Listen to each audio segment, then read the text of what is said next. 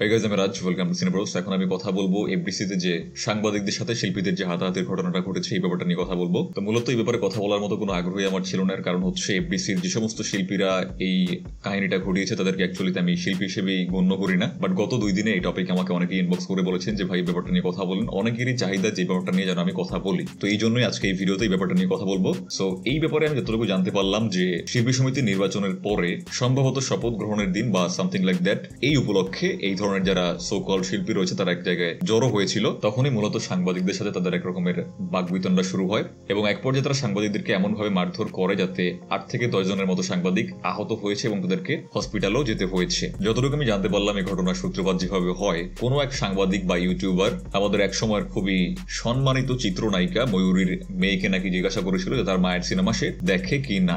এই ব্যাপারটা নিয়েই নাকি মূলত ঝামেলাটার সৃষ্টি হয়। তো এই সম্মানিত মহিলার মেয়েকে তার মায়ের কাজ দেখে কিনা এরকম একটা প্রশ্ন করার কারণে ওখানকার সবাই প্রচন্ড রকমের অপমানিত বোধ করে। তো আমি ঠিক বুঝতে পারলাম না যে কেন সবাই অপমানিত বোধ করছে, বিকজ এই যে মহিষী নারী, এই নারীর কথা বাংলা সিনেমার ইতিহাসে স্বর্ণাক্ষরে লেখা থাকবে। এই মহিষী নারীর বাংলা সিনেমার ইতিহাসে যা অবদান, I mean she was serving the community, she was doing great work even before the hub existed.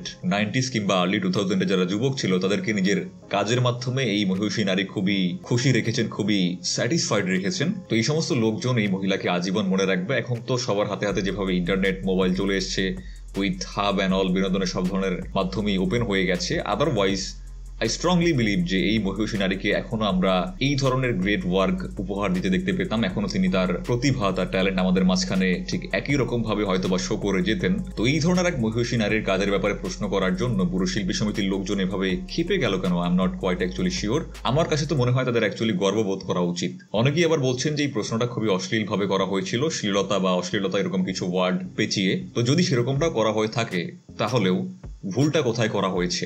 কারণ বাংলা সিনেমার ইতিহাসে যে ডার্ক চ্যাপ্টার, বাংলা সিনেমা ধ্বংসের যে কারণ, যে অশ্লীলতা, এই অশ্লীলতার যুগে সব থেকে সামনে থেকে যেই নারী আর্টিস্ট নেতৃত্ব দিয়েছিল, যিনি এর পিছনে সব থেকে বেশি দায়ী, তিনি হচ্ছেন এই মহিষী নারী এবং তার কাজের অসংখ্য প্রমাণ, অসংখ্য ক্লিপস এখনো ইন্টারনেট দুনিয়াতে ভাইরাল। তো কেউ যদি সেই ব্যাপারটা নিয়ে অশ্লীলভাবে প্রশ্ন করে, কেউ যদি সেই অশ্লীলতা নিয়ে প্রশ্ন তোলে, তাহলে সে ভুলটা কি করেছে?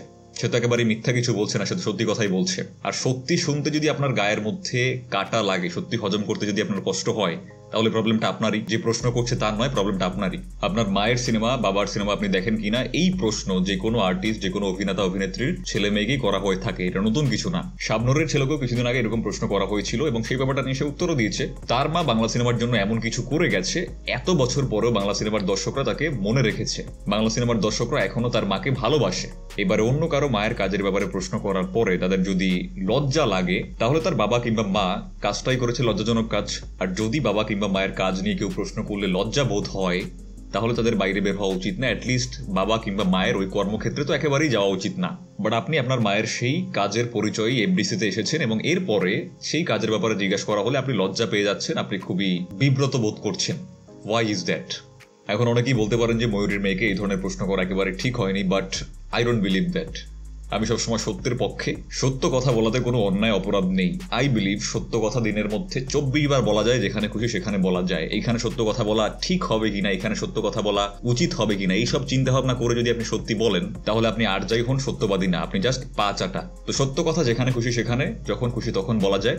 I will always support that. তবে হ্যাঁ, ময়ূরীর যে মেয়েকে এই প্রশ্নটা করা হয়েছিল, সেই মেয়ে যদি আন্ডার এজ হয়ে থাকে, যদি ছোট বাচ্চা মেয়ে হয়ে থাকে, সেক্ষেত্রে আমার মনে হয় এটা খুব একটা ঠিক কাজ হয়নি। আদারওয়াইজ এই প্রশ্ন করার ব্যাপারে আমি একেবারেই কোনো ভুল দেখছি না। এবারে এই সাংবাদিকদের উদ্দেশ্যে আমি কিছু প্রশ্ন করতে চাই, সেটা হচ্ছে যে এফডিসির এই সমস্ত অচল মালকে এত ফুটেজ দেওয়ার দরকারটাই বা কি?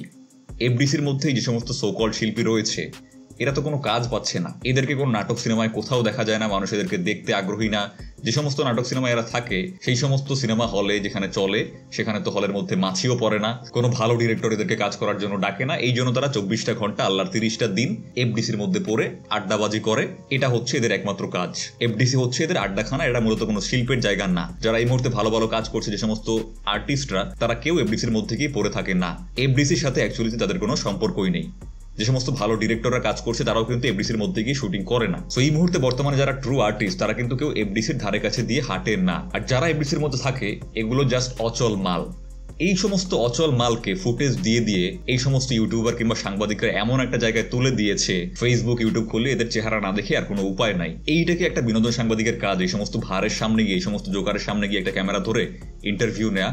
আপনাদের যদি কারো ইন্টারভিউ করতেই হয়, যে সমস্ত ট্রু আর্টিস্ট রয়েছে যারা ভালো ভালো কাজ করছে তাদের কাছে যান, তাদের ইন্টারভিউ করুন। বাট সেটা তো আপনারা একেবারেই করবেন না। আপনারা ওই জায়েদ খানের ডিগবাজি, হিরো আলমের ছ্যাবলামি, পরিমণি সংসারের ক্যাচাল, বুবলি সংসারের ক্যাচাল, এই সমস্ত বালছাল নিয়ে বলে থাকবেন। এই সমস্ত করে করে আপনার এই সাংবাদিকতার নামটা এতটাই খারাপ করেছেন যে সাংবাদিক কাউকে বললে এখন এই জিনিসটা গালির মতো শুনতে লাগে। এখন যে কেউ সাংবাদিক, কারো হাতে একটা মোবাইল ফোন থাকলে সেই সাংবাদিক। তার কোনো নলেজ থাকুক বা না থাকুক, যে ব্যাপারে সে কথা বলবে সেই ব্যাপারে তার কথা বলার যোগ্যতা থাকুক বা না থাকুক, সে একজন সাংবাদিক। জাস্ট লাইক ঈদ আসলে সবাই রিভিউয়ার।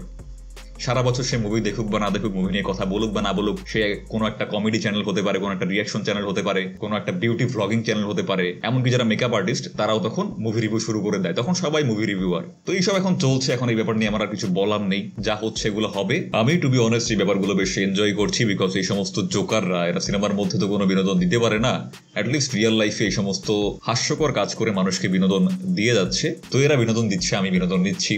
এই ধরনের ঘটনার মাধ্যমে ওদের ট্রু নেচারটা অ্যাটলিস্ট এক্সপোজড হচ্ছে, নিজেদের মধ্যে লাগালাগি করে ওরা অ্যাটলিস্ট এটা বোঝাচ্ছে যে ওরা অ্যাকচুয়ালিতে কোনো শিল্পী না, বিকজ এই ধরনের কাজ কোনো শিল্পীর হতে পারে না।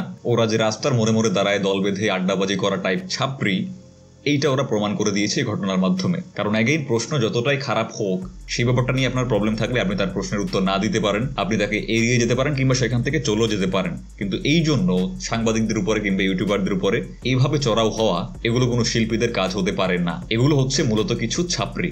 তো আমি সাংবাদিকদের উদ্দেশ্যে আবারও বলতে চাই, এই সমস্ত এফডিসি কেন্দ্রিক ছাপরিদেরকে এড়িয়ে চলুন, এদেরকে একেবারেই কোনো অ্যাটেনশন দেওয়ার দরকার নেই। নাটক সিনেমায় তো ওদের এখন আর কেউ ডাকে না, আপনারা যদি এই ধরনের ইন্টারভিউতে ওদেরকে ডাকা বন্ধ করে দেন, তাহলে এই যে এখন শরীরের মধ্যে ওদের একটা শিল্পী সেলিব্রিটি ভাব, এই ভাবটাও একেবারে পড়ে যাবে। তো এই ছিলই পুরো ব্যাপারটা নিয়ে আমার বক্তব্য। আপনাদের কি মতামত কমেন্ট বক্সে অবশ্যই জানাবেন। যদি আমাদের চ্যানেলে প্রথমবার হয়ে থাকেন প্লিজ লাইক এন্ড সাবস্ক্রাইব। দেখা হচ্ছে নেক্সট ভিডিওতে। Till then tata.